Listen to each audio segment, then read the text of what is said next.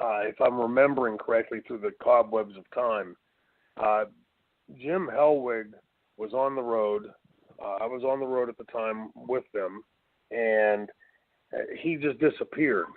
And it coincided with the federal government classifying steroids as a Schedule 1 or a Schedule 2 drug, whatever the schedules of the DEA are.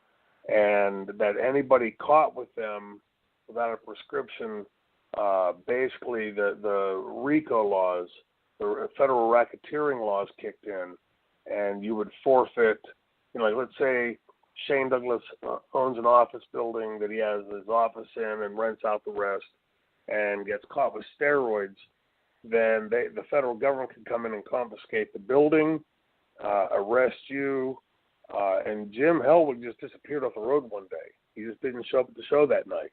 Nobody knew where he was, and nobody could find him. And it was several months before I saw Jim come back on the road, and when he did, he was wearing a singlet.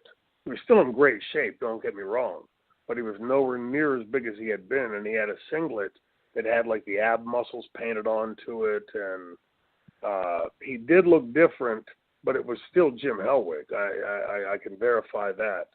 And I think that's what lent a lot to there being two Ultimate Warriors.